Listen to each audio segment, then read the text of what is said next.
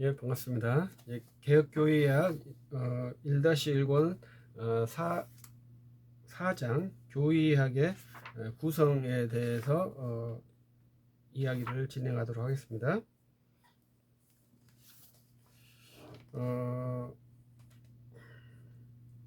교의학은 어떻게 이제 구성되었는가? 그래서 역사적인 방식에서 4장에서 쭉 제시를 하고 있습니다. 그래서 상당히 좋은 내용이라고 봐야 되죠. 교의학이 무엇인가? 먼저 우리는 신학이라고 하는 그러한 것인데, 우리 역사적으로 우리가 살고 있기 때문에 그렇습니다만은 신학이라는 용어는 없다, 이렇게 제가 말씀을 드리고 싶어요. 신학은 약 12세기경에 처음 등장했습니다. 그 전에는 이제 신학이라는 것이 구체적이지는 않았죠. 근데 신학이라고 한 것은 이제 명제집, 이렇게 테올로기아 명제집. 근데 여기 책에는 뭐라고 하냐면 잡록 이렇게 번역했거든요. 잡록도 상당히 좋은 번역이라고 저는 생각합니다. 잡것 이렇게 하니까 좀 그 시기 한 것 같습니다만은 잡것이 좀 상스러운 것 같습니다. 잡것은 나쁜 의미로 사용해서 그렇지 나쁜 의미는 아닙니다. 그러니까 우리가 잡기에 능하다 이렇게 말합니다. 그러면 그것이 나쁜 게 아니죠. 제가 아는 목사님이 책을 한 권 주셨는데 시간 이해, 기독교에서 시간 이해가 상당히 중요하거든요. 저는 기독교에서 시간을 이해하는 것을 약간 잡기라고 표현을 하고 싶어요. 시간과 공간을 이해하는 것이 신학을 이해하는데 아주 중요합니다. 그것은 이제 잡기의 분야에 들어가지 않을까 이렇게 생각을 해요. 근데 우리가 시간을 잘 이해해 줘야 성경을 해석할 수 있습니다. 이러한 것들은 이제 성경을 해석하기 위한 것이 되고 이렇게 시간의 구성들을 이해하기 위한 성경이 그게 안 나와 있으니까요. 이제 그런 것들을 이야기하는 것이 이제 잡기가 되는 것이죠. 그러한 것들이 잘 구성이 돼야 성경을 잘 해석할 수 있게 됩니다. 그리고 이제 그 본래 신학이 우리는 이제 조직 신학해서 이렇게 한 볼륨으로 나옵니다만은 이제 중세 시대 때는 이제 어거스틴도 마찬가지고 조직 신학 이렇게 해서 학문을 만드신 게 아니죠. 어거스틴은 펠라기우스와 논쟁하면서 그 논쟁의 산물이 신학이 된 것이죠. 네. 그렇기 때문에 신학적 사유만 해서 신학이 된 케이스는 20세기나 들어와서 된 것이지 그 전에는 항상 논쟁에 의한 신학이 대부분 거의 100%라고 생각해도 됩니다. 그 중에 하나가 비논쟁적인 것이 중세시대 때 토마스 아퀴나스의 신학대전은 이제 중세시대의 모든 사유들을 집약한 그러한 순마적인 경향이 있습니다. 그리고 이제 148쪽에 보면 그 사도신경이 이제 신학의 구성법의 아주 기본 틀이다. 신학의 틀이 뭐냐 했을 때 사도신경이다. 이렇게 말하고 있고요. 그 다음에 이제 사도신경과 비슷한 틀이 로마서입니다. 그래서 신학대전은 그러한 틀에 의해서 신학이 구성되었다고 볼 수 있습니다. 그래서 이제 저희 신학도 서론부터 종말론까지인데 그러한 식의 구도예요. 그래서 그것을 한번 이해를 해주시기를 바랍니다. 이제 토마스 아퀴나스의 신학에 이제 가장 우리가 받아들일 수 없는 것은 초자연주의와 자연주의를 연합시키는 거죠. 융합을 시켜버린 것이죠. 그것을 우리가 거부하고 있는 것입니다. 그것을 지금도 천주교는 유지를 하고 있죠. 그것이 이제 다른 말로 하면 계시 연속주의죠. 왜냐하면 초자연주의와 자연주의가 같으니까요. 우리는 자연주의와 초자연주의를 구분하니까 계시 완료주의 이렇게 볼 수 있습니다.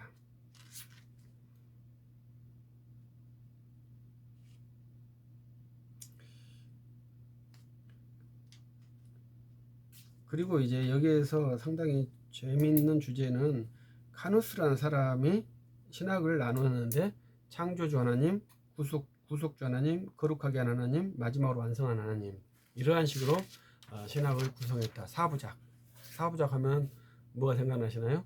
기독교 강요 사부작이 생각이 나죠. 근데 이제 카누스처럼 기독교 강요는 구성되지는 않았어요. 그러나 이제 창조주 하나님, 구속주 하나님은 기독교 강요도 똑같이 되죠. 그러나 3부와 4부는 달라요. 3부와 4부는 우리 3권은 내적, 4권은 외적, 이렇게 되어 있는 것이 이제 기독교 강요의 구도이죠. 그 다음에 이제 1521년에 멜랑이톤의 이제 보편론제, 우리 신학 총론이라고도 번역되어 있는데 이것은 이제 로마서의 구도를 따랐다. 제가 앞에서 말했듯이 로마서의 구도와 사도행전의 구도는 비슷하다. 이렇게 저는 보고 있습니다.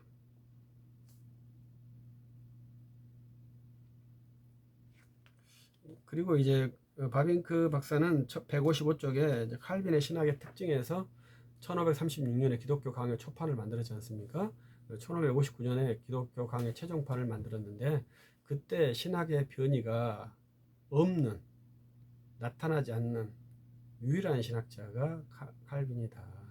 바빙크 박사님은 책을 한 권 딱 썼기 때문에 신학의 변이가 없다고 볼 수 있죠.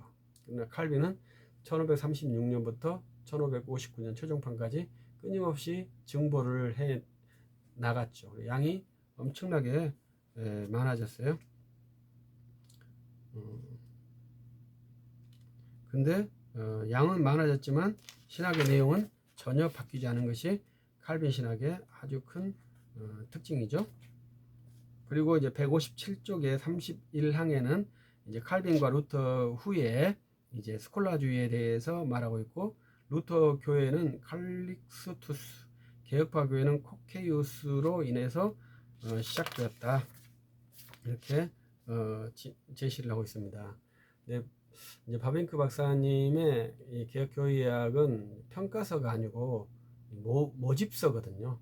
그러니까 이러한 것을 읽을 때 우리들은 좀 간지러운 것을 긁어주지 않는다, 이런 좀 그런 것이 있어요. 그러니까 여기서 루터파 후기에, 칼빈파 후기에 그 신학이 잘 됐다 못했다, 이런 이제 평가가 되어진다면 우리가 그것을 바꿔 좀 더 빠르게 이해할 수 있는데, 바빙크 박사님의 글에는 그것을 자신은 평가하고 있었겠지만 글에는 나타나지 않고 단순 사실만 쭉 아주 풍성하게 제시를 해주고 있습니다.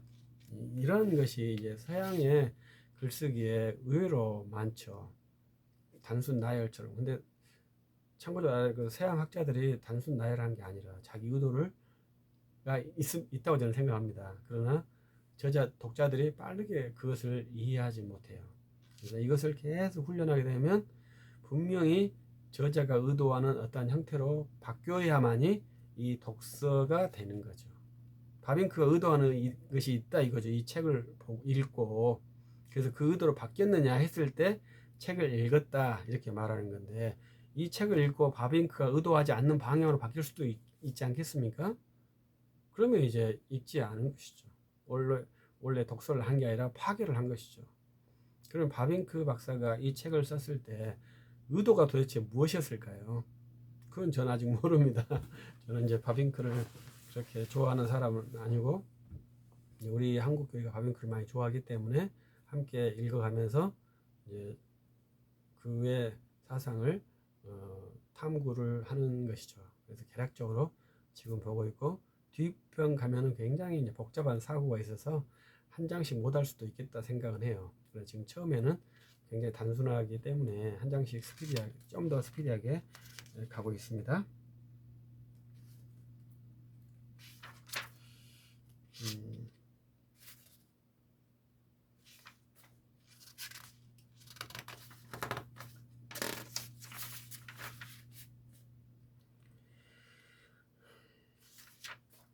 그리고 마지막 편은 제가 한번 읽어드리고 마치도록 하겠습니다.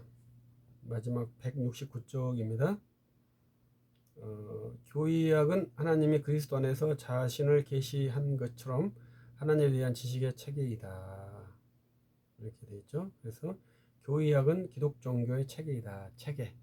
체계라고 했잖아요. 그러니까 그 전에 신학은 체계가 아니었다고 제가 말씀드렸죠. 센텐스, 명제집, 잡록 이런 식이었는데 그 첫 번째 체계를 만든 사람이 토마스 아퀴나스예요. 그래서 사도신경의 구도, 로마서의 구도, 이게 기본, 그것도 이제 아퀴나스가 뻥 만든 게 아니고 그 프레임인 사도신경이었다. 프레임은 로마서 프레임이었다. 이렇게 그 프레임이 지금 이 바빙크의 프레임도 마찬가지고 월커프 박사님 프레임도 마찬가지고 박형용 박사님 프레임도 마찬가지. 다 그 프레임 속에 있어요. 다 체계를 하면 다 똑같아요. 그 제일 첫 번째 프레임이 토마스 아퀴나스예요. 똑같다는 게 아니고 유사한 프레임이 딱 짜져 있다 이겁니다. 그래서 교의학은 그러한 체계예요. 그러니까 저는 이것을 저도 교의학을 강의할 때 CPU다 이렇게 표현을 합니다. 그래서 교의학 체계가 갖춰져 있지 않으면 신학을 계산을 못해요. 종합적인 사고를 못해요. 그러니까 매우 좀 그렇죠. 반드시 복잡한 교의학 사고 훈련을 해야 한다고 저는 생각합니다. 우리 신대원에서 교의학 시간을 많이 축소시켰기 때문에 참 안타깝죠. 그리고 저도 설교 훈련을 하려고 합니다만 신대원 1학년부터 설교 훈련을 해요. 상당히 어리석은 것이라고 생각합니다. 설교는 훈련으로 되는 게 아니거든요. 컨텐츠만 있으면 내가 자유스럽게 그 내용, 그 환경에 따라서 데이터 배열을 빠르게 하면서 다 할 수 있는 거예요. 컨텐츠가 없으면 반드시 써가지고 간 원고를 외우든지 보든지 그렇게 해야 하는 것이죠. 그래서 교의학의 체계가 갖추어지면 그것이 충분히 가능하죠. 우리 한국교회 청교도들이 청교도 사상에 대한 문제가 지금 진행되고 있습니다만은 청교도 설교가들은 설교 원고를 안 가지고 올라갔다고 하죠. 그러면 그분들이 체계가 없이 어떻게 그러면 2시간씩 설교를 하겠습니까? 이미 가기 전에 이 체계 프레임을 다 짠 거죠. 그래서 그 프레임대로 진행을 하는 거예요. 그러니까 그 사고 훈련이라는 것이 어마어마하게 되어 있다. 이렇게 생각을 하셔야 되죠. 근데 우리 현재 우리 목사님들의 사고 훈련은 매우 저조하다고 말한 것도 상당히 후하고 사고 체계가 없다. 이렇게까지도 말할 수 있다고 봅니다. 근데 이 바빙크의 기독교 강요 교회의 사고는 한 체계예요. 근데 이것을 내 그 머릿속으로 이렇게 돌릴 수 있느냐. 이게 메커니즘이니까 돌아가야 될 거 아닙니까? 앞으로 돌리고 뒤로 돌리고 이렇게 돌아가야 체계가 되는 것이지. 쭉 나열로 암기한다? 이건 체계가 아니죠. 그냥 하드 디스크죠. 우리는 CPU를 만들려고 하는 것입니다. 이 바빙크 박사도 마찬가지예요. 체계로 했다는 것은 그런 걸 말하는 겁니다. 그리고 기독교의 종교 본질은 성부의 창조가 죄로 인해 파괴되었을지라도 성자의 죽음으로 다시 회복되고 성령으로 인해 하나님 나라로 재창조되는 것이다. 이것은 이제 순서적으로 아주 단순한 문장입니다. 신학적으로 저는 이제 고급적인 신학 문장은 아니라 생각하고 아주 단순한 문장입니다. 교의학은 우리에게 홀로 충만하신 하나님이 비록 죄로 인해 흩어졌다가 다시 그리스도 안에서 불러 모인 그의 피조물 가운데서 어떻게 스스로를 영원롭게 하는가를 보여준다. 교의학이 우리에게 서술하는 것은 하나님이며 교의학의 서술은 하나님에 대한 것을 서술한다 이 말이죠. 항상 하나님이며 시작부터 끝까지 본질 가운데 있는 하나님, 자신의 창조 가운데 있는 하나님, 죄와 상반된 하나님, 그리스도 안에 있는 하나님, 성령을 통하여 모든 반대를 깨뜨리고 모든 피조물을 자신이 확정한 목적인 자기 이름의 영광을 인도한 하나님을 서술한다. 이런 문장을 저는 안 좋아하는 문장입니다. 아주는 아니지만 상당히 모호한 문장입니다. 신학적으로 클리어하지 않아요. 이제 바빙크 박사님이 이제 아무튼 클리어한 문장은 아닙니다. 따라서 교의학은 메마른 학문이 아니다. 이것은 이제 맞는 말이죠. 학문은 본래 메마를 수가 없습니다. 학문은 통합적이기 때문에 학문이 메말랐다. 이 말 자체가 매우 안 맞는 말이에요. 어떤 학문이든지 메마르지 않아요. 이해해 줬으면 좋겠어요. 학자가 메마르다? 그건 학자가 아니에요. 왜냐면 메마른 인간은 비인간이잖아요. 가장 고귀한 인간은 학자거든요. 근데 그 인간이 메말랐다? 그건 있을 수가 없죠. 가장 인간적인 것이 학자예요. 근데 학문이 메말랐다 이렇게 표현하는 것은 상당히 그렇고, 기독교 학문을 했을 때 절대 메마를 수가 없죠. 기독교 학문을 했는데 메말랐다? 무슨 어떤 나사가 하나 빠진 거든지 나사가 잠겼든지 볼트가 잠겼든지 하는 그러한 비정상적인 구조지, 정상적인 구조에서 학문을 한 사람은 메마르지 않다 이렇게 볼 수 있습니다. 그래서 교의학은 당연히 메마르지 않죠. 네? 학문의 체계를 연구하는 학문이잖아요. 그러니까 메마를 수가 없죠. 교의학은 신정론이다. 이것은 이제 조금 하나님의 모든 미덕과 완전에 대한 송영이고, 이 송영이라는 것이 아마 유해무 교수가 송영으로서의 조신아 이렇게 여기에서 단어를 가지고 왔을 것 같다 하는 생각도 듭니다. 경배와 감사와 찬송이며 지극히 높은 곳에 하나님께 영광이다. 이러한 표현은 명확한 표현이 아닙니다. 이 문장은 모두 다 명확하게 표현을 하지 않았어요. 그러나 가장 것은 이제 체계다 이러한 것은 이제 인정을 할 수 있죠. 그래서 우리가 이제 바빙크의 책을 쭉 이야기를 하고 있는데, 그 이야기를 하면서 개혁교의학을 읽어가면서 바빙크를 좀 더 이해하면서 하고 나의 신학 이야기를 할 수 있다면 이제 저의 영상이 아주 드라마틱한 성과가 있다고 생각합니다. 그래서 바빙크가 좋다, 나쁘다, 이건 아무 의미 없는 소리입니다. 좋은 바빙크를 읽고 나의 이야기를 할 수 있는 것이 진짜 좋은 학문이죠. 바빙크가 나쁘다 하면서 누구를 이야기할 수 있어요? 나를 이야기할 수 있어야 돼요. 그것이 좋은 신학이에요. 바빙크가 좋으면 나하고 무슨 관계가 있겠어요? 아무 관계가 없어요. 나빠도 아무 관계가 없어요. 그가 바빙크와 나와 이렇게 관계가 됐을 때만 의미가 있는 것이죠. 어떤 영화를 하나 봤는데 자기를 가장 잘 아는 사람이 자기를 죽이려 하는 원수였다 하면서 그 자기를 알아준 원수에게 자기의 생명을 내놓는 그러한 이야기가 있어요. 관계가 있을 때 의미가 있다는 겁니다. 관계가 없으면 의미가 없어요. 바빙크가 좋다 하니까 이 바빙크가 나하고 관계가 있겠습니까? 그렇지 않습니다. 바빙크가 좋으니까 그것이 어떻게 나와 관계가 되는가, 그것은 끊임없이 이 책을 읽고 내가 이걸 어떻게 이야기할 것인가, 이것을 훈련을 한 번씩 해보는 것이죠. 그래서 서툴지만 쭉 하다 보면 될 것이라고 생각하고, 저도 끊임없이 그런 훈련을 하고 있습니다. 그래서 결국은 바빙크를 위한 신학이 아니라 나를 위한 신학을 해야죠. 바빙크 좋아. 그렇게 해서 내가 유익을 받는다면 그것은 페이크라고 볼 수 있겠죠.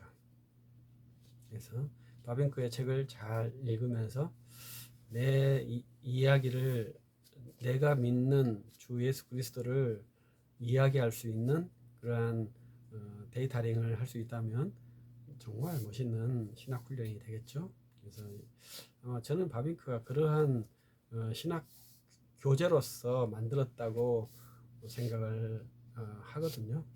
그래서 이렇게 방대한 데이터를 모을 이유가 뭐가 있겠습니까? 어떻게 보면 나쁜 표현으로는 영혼 없는 데이터라고도 표현할 수 있는데, 이 책을 읽으면 좋은지 나쁜지 잘 모를 때가 너무 많거든요. 계속 읽어봐야 돼요. 그래서 이 부분 좀 위험한 데이터구나, 이렇게 알 수 있는 데이터들이 의외로 많아요. 그래서 한번 바빙크 책도 어떤 책이든지 잘 읽고 나를 이야기할 수 있는 그러한 좋은 멋있는 인간이 되었으면 좋겠습니다. 감사합니다.